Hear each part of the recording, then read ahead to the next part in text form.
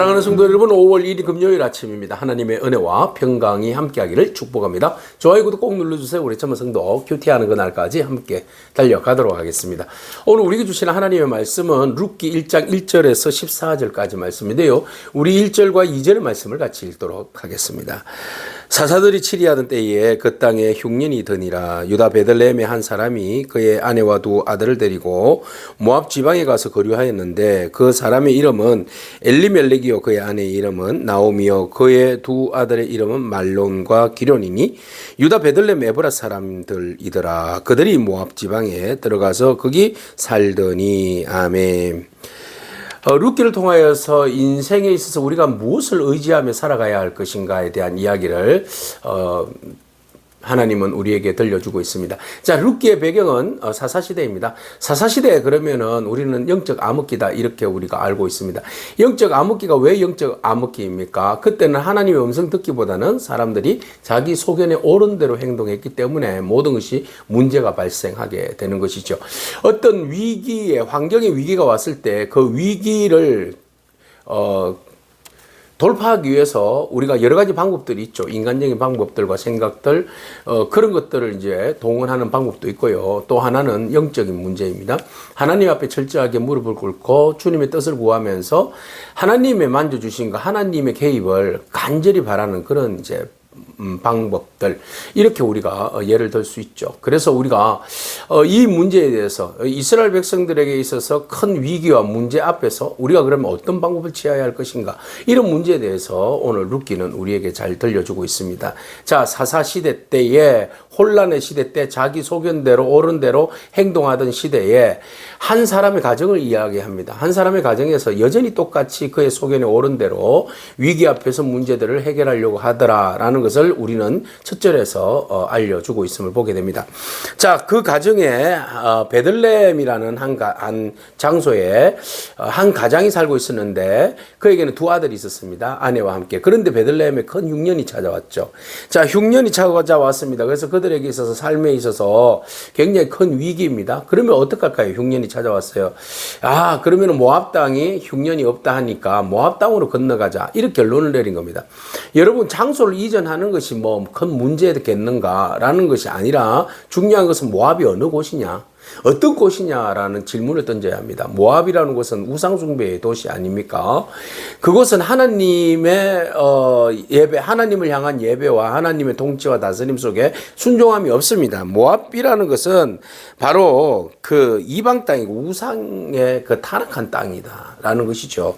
그렇기 때문에 그들은 하나님, 그의 그 아버지의 이름이 바로 그 엘리멜렉입니다. 엘리멜렉. 엘리멜렉이라는 말의 뜻은 무엇이죠? 하나님은 나의 왕이시다, 이런 의미를 가지고 있거든요. 그러면 하나님은 나의 왕이다라는 말의 표현은 하나님께서 나를 다스리시고 통치하신다. 하나님께서 그의 백성들을 먹이시고 입히신다. 하나님이 책임지신다. 그래서 나는 하나님만 온전히 섬기겠다, 이런 의미의 뜻을 가지고 있지 않습니까? 그러면 그 땅이 이스라엘 백성들의 땅, 베들레헴, 유다의 베들레헴은 하나님이 통치하시는 땅입니다. 그러면 기근과 삶의 어떤 환경의 문제들은 하나님께서 그 상황 가운데 문제들을 해결해 주시잖아요. 그렇다면 우리가 모압 땅으로 옮기기 이전에 이주한다고 해서 환경이 바뀐다고 해서 모든 것이 문제가 되는 거 아니잖아요. 그래서 문제를 피해서 갔더니 오히려 그곳에서 더 큰 문제들을 만나더라, 이런 경우를 맞이하게 되는 거죠.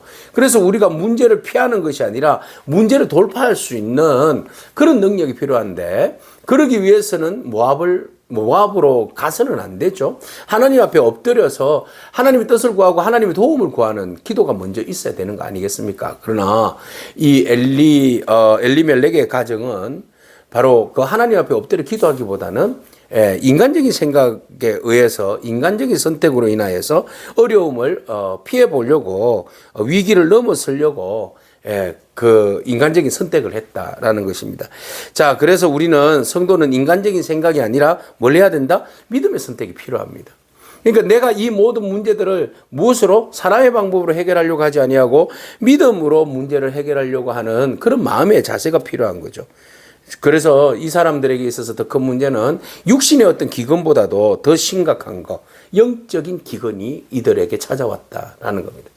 그래서 이들이 지금 문제를 해결하기 위해서는 영적인 부분에서 기근이 오면 안 돼요.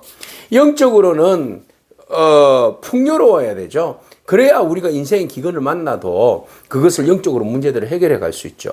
그런데 그들은 영적으로 먼저 기근 상태가 있었기 때문에 육체의 환경에 기근이 왔을 때 그것을 돌파할 수 있는 그런 힘이 없는 거죠. 믿음이 없는 겁니다. 오늘 우리가 영적 기근을 돌파할 수 있는 그런 어떤 영성들을, 믿음들을 저와 여러분들이 키워나가는 그런 저와 여러분이기를 축복합니다.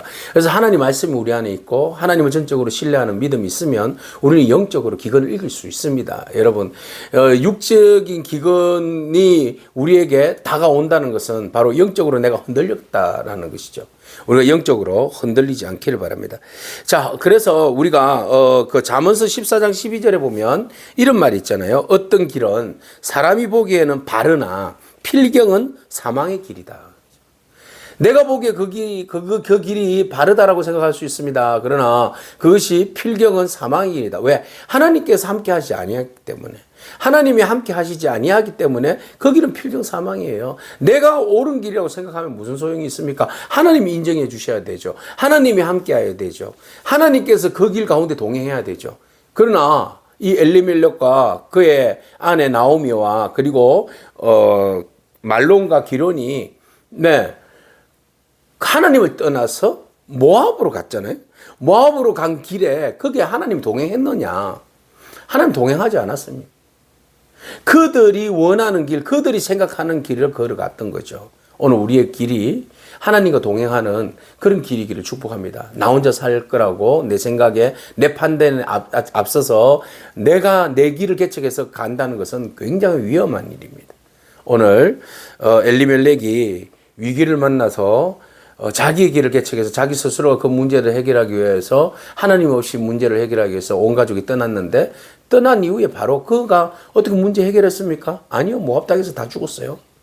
엘리멜렉도 죽고 말론과 기론도 죽었습니다. 물론 이제 거기서 이제 아내 부인들을 하나씩 맞이했는데 말이죠. 뭐 다 가부만 남겼잖아요. 그저 나오미와 두 며느리만 남겨놓고 이 가장들이 그 신경 써야 할 책임을 져야 할 가장들이 다 죽어버렸어요. 어떻게 이렇게 비참한 일이 벌어질 수 있겠습니까? 우리 한 사람이 특히 엘리멜렉이라고 그러면 하나님은 나의 왕이십니다. 이런 고백의 이름이잖아요. 그러면 우리가 한 가장으로서 내가 하나님 앞에 어떤 마음의 자세로 설 것인가는 우리 가족 전체의 운명을 결정할 수 있는 중요한 요소가 되는 거예요. 그래서 우리 한 사람이 위기 앞에서 당황하지 말고 위기 앞에서 인간적인 방법으로 문제를 해결하려고 하지 말고 위기 앞에서 말씀과 하나님보다 기도보다도 먼저 앞서려고 하지 말고 위기 앞에서 하나님께 엎드려서 우리 다윗 잘하잖아요. 다윗이 그걸 잘하잖아요. 하나님 어떡할까요? 갈까요 말까요? 할까요 말까요? 이런 질문들이 기본적으로 우리에게는 필요한 것 같습니다. 그래서 하나님께 길을 묻고 그리고 마음에 하나님의 확신이 오면 그 마음에 확신이 온다는 것은 마음의 평안함이 있죠. 마음에 확신이 오면 그 길을 가도 되는 거죠. 그리고 하나님께 의지하는 거죠. 하나님, 내가 기도하고 하나님 마음에 평안 주셔서 이 하나님 응답으로 알고 이 길을 걷습니다. 하나님, 그 다음부터는 주님께서 선한 길로 인도해 주십시오. 주의 말씀을 따라서 순종하겠습니다. 이런 마음으로 가면 주님께서 그 길을 축복하시고 그 길과 동행하여 주실 줄로 믿습니다. 자, 이들이 떠났습니다. 그래서 3절에 보니까 남편 엘리멜렉도 죽고 다 죽었어요. 자, 며느리 오르바와 룻만 남았어요. 자, 그곳에 거주한 지가 한 10년쯤 되었네요. 10년쯤 되어서 모두가 다 죽고 세 사람만 남았습니다. 자, 우리가 위기 앞에서 참 어떻게 결단할 것인가 굉장히 중요한데 결국은 하나님을 떠난 선택은 무엇을 가지고 왔어요? 상실을 가져왔다. 하나님을 떠나서 잘 살아볼 거라고 하나님 떠났는데 오히려 그 떠난 자리가 상실이었습니다. 모든 것은 다 무너져 버렸어요. 그래서 문제는 기근이 아니라 하나님의 땅을 떠날 때 오는 것이 바로 심각한 문제가 되었다라는 겁니다. 하나님 없이 여러분 문제를 해결하려는 선택은 잠시는 그 문제가 해결된 것처럼 보여줄 수 있어요. 그러나 그것을 길게 보면 이것은 문제의 해결이 아니라 더 큰 상실로, 더 큰 상실이 온다는 사실을 우리가 기억해야만 합니다. 자, 이 여인들이 함께 모였습니다. 6절에 여인이 모압 지방에서 여호와께서 이제 자기 백성들을 돌보시사 그들에게 양식을 주셨다함을 들었어요. 드디어 베들레헴에 하나님께서 양식을 주셨다. 그럼 풍요를 주셨다는 거죠. 그래서 이제 모압 땅보다는 살기가 어디가 고향인 베들레헴이 더 살기가 좋다라는 상황을 듣게 된 겁니다. 그러니까 이제 나오미가 이방 땅에서 살 필요가 없잖아요. 그리고 그들에게는 기업 물을 땅이 있잖아요. 하나님께서 비록 떠났지만 그 땅은 대대로 자기들의 땅이 남아 있잖아요. 그러니까 그 땅을 찾아서 가면 혹시나 그곳에 누가 관리를 하더라도 이곳이 옛날에 우리 엘리멜렉이 차지했던 하나님께 기업받은 땅입니다. 이 땅을 돌려주세요 라고 한다면 혹시나 그 땅을 물려받아서 살 수는 있지 않을까, 이런 이제 기대치를 가지고 있는 겁니다. 그래서 이제 나오미가 이곳에서 죽니 차라리 고향 땅으로 돌아가서 긍휼을 입는 것이 낫겠다, 그렇게 해서 마음을 먹어요. 자, 드디어 여기에서 이제 문제가 해결의 단추가 끼워지는 거죠. 자, 여기에서 위기를 만났을 때 또 다른 위기를 만났잖아요. 그 위기 앞에서 내가 살 길이 무엇인가? 여기에서 살 것인가? 아니면은 하나님께 돌아가는 것이 사는 것인가? 고민했을 때에 하나님께로 돌아가는 것이 살 길이다라고 나오미가 결정을 내리게 된 겁니다. 그래서 고통 속에서 이 사람이 하나님을 향한 깨달음이 시작된 거죠. 내가 고통 가운데 있다 보니까 비로소 하나님이 우리 백성들을 돌보심을 듣게 되었고, 이 고통이 이제 인생에 있어서 내 인생에 있어서 끝은 아니구나. 하나님을 다시 생각하게 되고 하나님을 다시 보게 되는 계기가 됐다라는 것을 우리가 볼 수 있습니다. 그래서 여러분, 고난은 하나님을 떠난 백성을 다시 하나님께로 돌이키게 하는 통로가 된다 라는 겁니다. 그래서 고난이 다 나쁜 것만은 아닙니다. 고난을 당하여서 힘든 시간과 여정들을 겪다 보니까 내가 지금 현 주소가 어디지? 내가 지금 어떻게 잘못 걸어왔지? 내가 다시 돌아가야 할 곳은 어디지? 내가 다시 회복해야 할 곳은 무엇이지? 라는 것을 깊이 생각하게 되는 것이죠. 그래서 나오미는 여러모로 생각하는 가운데 이제 8절 말씀 이후에 보니까 두 며느리에게 이야기합니다. 각기 너희 어머니 집으로 돌아가라, 이런 이야기예요. 너희가 죽은 자들과 나를 선대하는 것 같이 여호와께서 너희를 선대하기를 원한다. 나하고 있어봤자 너희들이 좋을 거 하나도 없다라는 거죠. 그죠? 그래서 그냥 너희들은 너희대로 원래 집으로 돌아가서 새로운 인생을 살아라. 나는 내 고향에 가면 내 한 사람 빌어먹고 살 수 있을 거니 그냥 나는 생각하지 말고 니네들 살 길을 찾아라. 이렇게 이야기를 하는 겁니다. 이게 이제 부모로서의 도리는 맞습니다. 그죠? 자, 이렇게 이야기하니까 9절 여호와께서 이제 축복합니다. 너희에게 허락하사 각기 그 남편의 집에서 위로를 받게 하시기를 원하노라. 결혼해서 잘 살아라, 이런 이야기합니다. 자, 그들에게 그리고 입 맞추고 소리를 해서 웁니다. 그리고 마지막으로 헤어짐을 이제 알리죠. 우리 이제 헤어지자라고 이야기하죠. 그래서 나오미가 그런 이야기를 하자 두 며느리가 막 울어요. 울면서 뭐라고 이야기합니까? 우리는 어머니와 함께 어머니의 백성에게로 돌아가겠습니다. 우리가 어떻게 어머니를 두고 떠날 수 있겠습니까?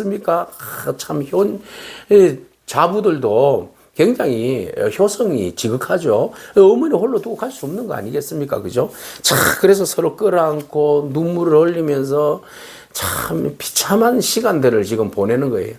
고통의 고난에 살려고 떠난 자리가 이게 뭡니까? 고난의 연속이고, 고난에 살아있는 죽은 사람은 또 그렇게 갔다 하지만 남아있는 사람이 이게 뭡니까? 남아있는 사람들이 이렇게 애달프고 힘든 삶을 또 살아야 하니 이거는 어떻게 해야 되는가? 정말 힘든 시간들을 보내고 있어요. 그래서 서로 웁니다. 그래서 나오미가 이야기합니다. 내 딸들아, 돌아가라. 그 돌아가는 게 너희들의 살 길이고 너희가 어찌 나와 함께 가겠느냐? 나와 함께 간들 내 태중에 너희의 남편이 될 아이들이 있겠느냐? 설령 일다에도 그들이 자랄 때까지 어떻게 너희들이 기다리겠느냐. 내 딸아, 돌아가라. 나는 늙었고 남편도 두지 못할지라. 가령 내가 소망이 있다고 한들 오늘 밤에 남편을 두어서 아들들을 낳는다 해도 어찌하여 너희가 그들이 자라기를 기다릴 수 있겠느냐. 남편 없이 지내겠다고 결심하겠느냐. 말도 안 된다. 그러니까는 이성을 되찾고 현실적으로 이 문제들에 대해서 현실적으로 좀 생각하자. 자, 떠나라. 이런 이야기합니다. 자, 그렇지 아니하면 여호와의 손이 나를 치셨으므로 나는 너희로 말미암아 더욱 마음이 아프도다. 나도 지금 상황이 하나님께서 나를 치셨다. 영적인 해석들이 나오기 시작하는 겁니다. 그죠? 네. 이거 왜 하나님이 치셨다고 생각하는 거예요?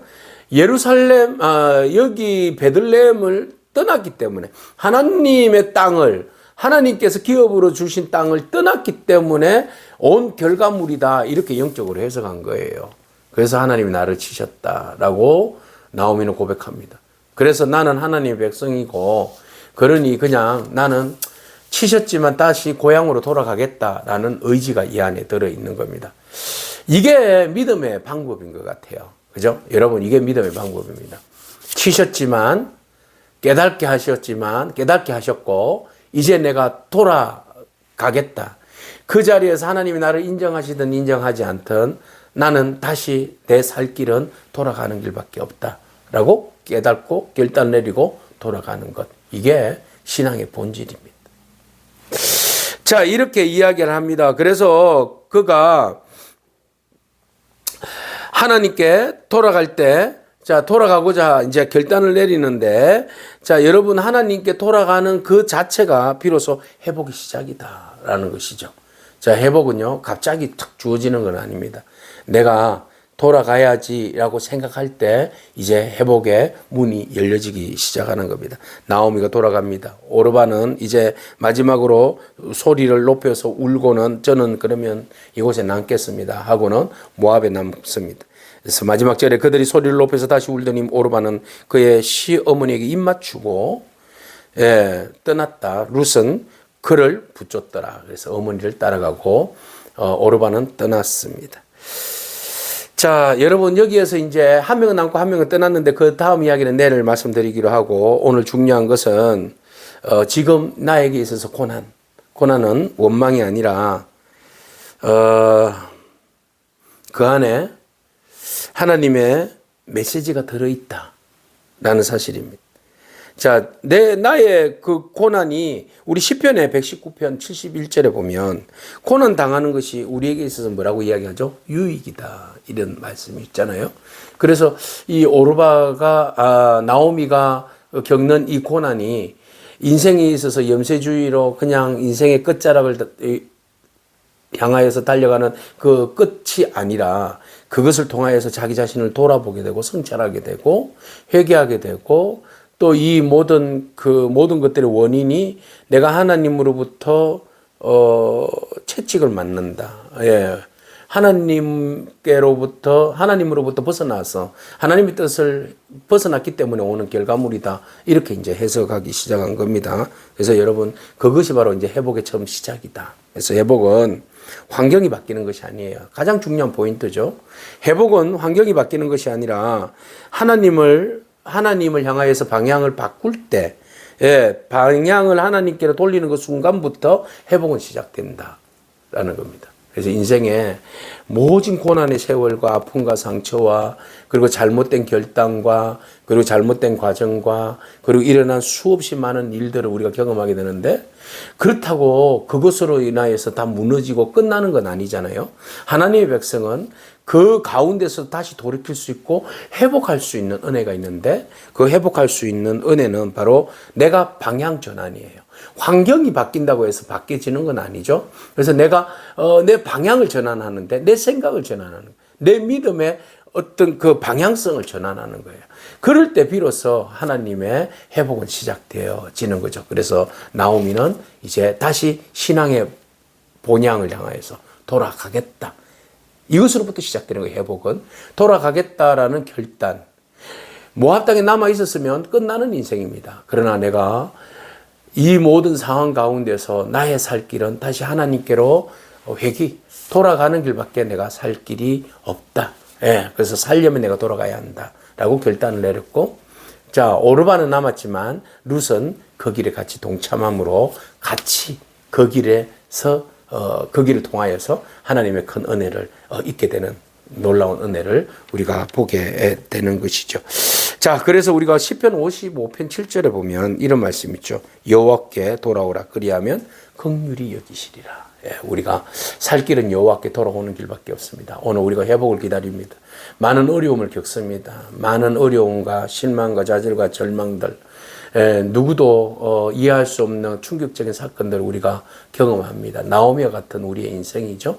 그러나 그렇다고 우리가 주저앉을 수는 없는 겁니다. 우리가 우리 자신들을 돌아보고 사사시대에 자기의 속인에 옳은 대로 행동하지 말고 하나님보다 내 생각과 내 판단과 내 의견을 앞세우지 말고 이제는 하나님의 뜻을 바라보면서 다시 주께로 돌아옴으로 하나님의 뜻을 우리가 이해하고 하나님께 묻고 하나님이 원하시는 뜻대로 순종하며 살아감으로 다시 회복의 자리로 돌아오는 그런 저와 여러분의 삶이기를 축복합니다. 아멘. 기도하겠습니다.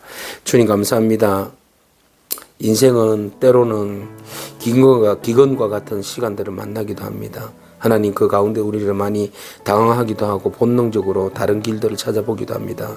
그러나 주님께서 문제 해결을 위하여서 새로운 장소가 아니라 하나님께로 돌아오라고 말씀하시고 하나님께로 돌아오는 자만이 회복의 은혜를 누릴 수 있다라고 말씀하십니다. 하나님 우리가 주께로 돌아오기를 원합니다.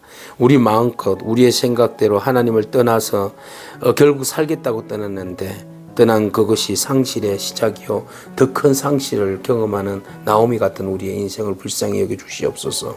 이제 고통 가운데 하나님을 향하여서 깨달음이 시작되었고 주님을 향하는 그 마음 가운데 하나님께서 우리를 회복을 일으켜 주시니 아버지 하나님의 뜻을 헤아려 믿음으로 우리가 담대히 회복케 하시는 하나님을 향하여서 나아가게 하여 주옵소서.